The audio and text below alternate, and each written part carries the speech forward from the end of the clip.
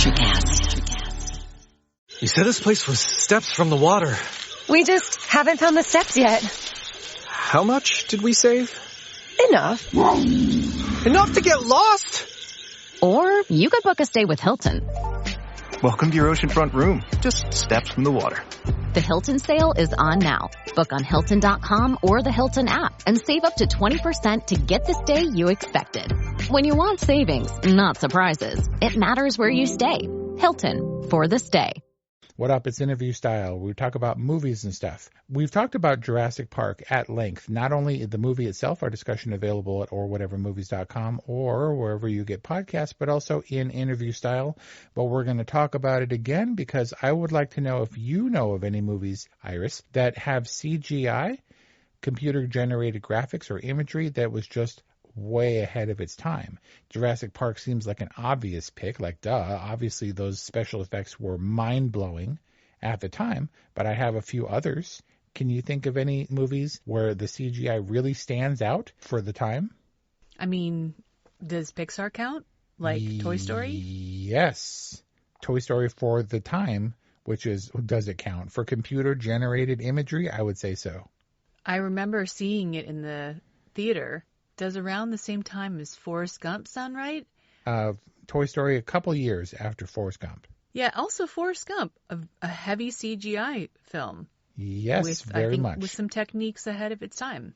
And, of course, Robert Zemeckis was a protege of Steven Spielberg. Like Jurassic Park, maybe the blend is the key here. How at the time, seamlessly, the CGI wasn't meant to be flashy like I would argue the dinosaurs were, but they blended so well into their environments. It wasn't like the boss room, where that room only exists to house a gigantic dinosaur. They were interacting in nature and with the characters on the screen, and Forrest Gump lives in a world where all the CG is around him, is not the centerpiece, but just blends into his world so masterfully, at least I thought at the time. If you watch some of the mouth manipulation on JFK or John Lennon, it's pretty bad. But we're also talking about over 30 years ago. So what else you got?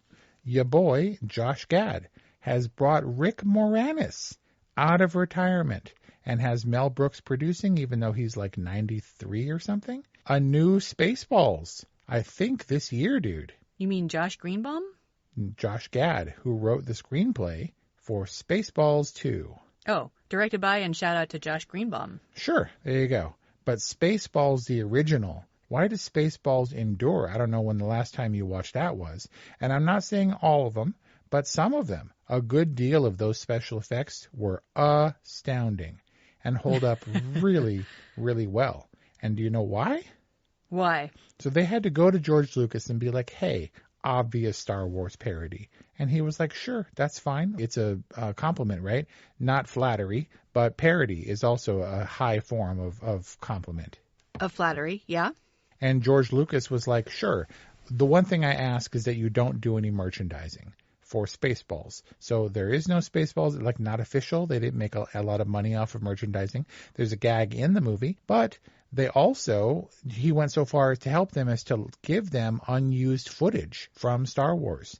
The shuttle blasting off at the end, the escape pod, was a Star Wars visual effect. Great lighting, really meticulous model work and special effects, which is what made Star Wars famous. Star Wars is an obvious mention because we were in space, and at the time those effects were super challenging and looked really, really great. Maybe a little bit dated 50 years on, but Spaceballs benefited from some leftover Star Wars footage and indeed some of the same people, the technical people who worked on Star Wars, to make an otherwise screwball comedy look really awesome as far as visual effects are concerned. And then keeping on the theme of blending, those blended with otherwise really cheap tricks makes for the comedy. It works really well. There's a scene at the very end of Spaceballs, which parodies another well-known sci-fi movie. Not as heavy on the special effects, more practical effects, but the gag works just as well. I don't know what that says about the amazing special effects, the CG of Spaceballs, but a good mix. It's been a minute, and we've tried to get the girls, but like most classics, they're resistant at first, and then I'm sure that they will love it. So, what? I would like to see how that goes. Mel Brooks comedies, that's the thing that would immediately raise some parents' eyebrows across the globe. Maybe preview it first before you put it on for the girls. Okay. Starship Troopers, an otherwise objectively embarrassing movie. It's Why is that film so controversial? Because there's a whole lot of nudity, because it was Paul Verhoeven who directed Basic Instinct, and he had co-ed shower scenes and all these young beautiful people who played the troopers, and they were like, we don't all want to be naked.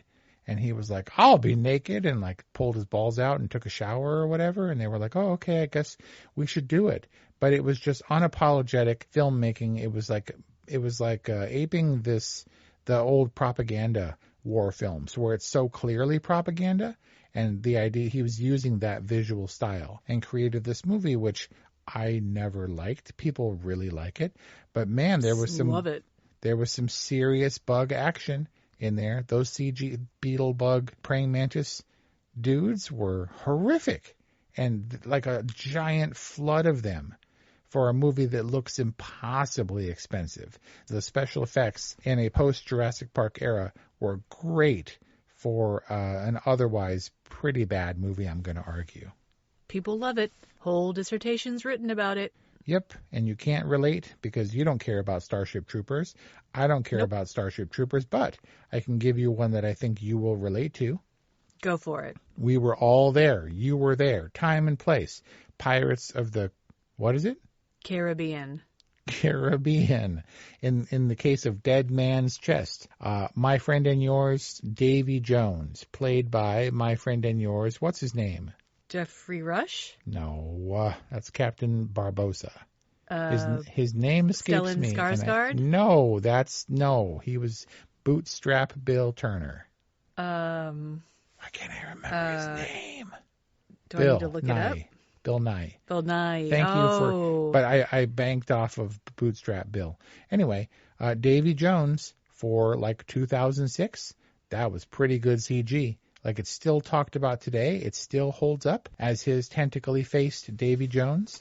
Pretty good. What's with his tick though? There's like little, or his like little pufferfish kind of thing. Yeah. It's great. And the way he talks is just magical. And Bill Nye is great. I hope we can see more of him. He's getting up there in years. But augmented by it was just dots on his face there was colored green up around his eyes and stuff, and the rest was CG. A masterful job. One executive or one person commented about the CGI for Bill Nye that it was so new. The CGI was so new, executives hadn't figured out how to cut corners yet, and that's why it was so good. Is that a joke? Yeah. Because it was so new, executives hadn't found a way to mess it up yet by cutting corners on the CG. Got it. It's a dig at execs. Yeah. Got it. That's all I got.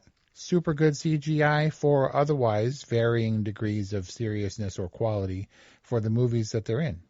Good one. Let us know what you got, or orwhatevermovies@gmail.com, and thanks for playing. Okay, love you, bye.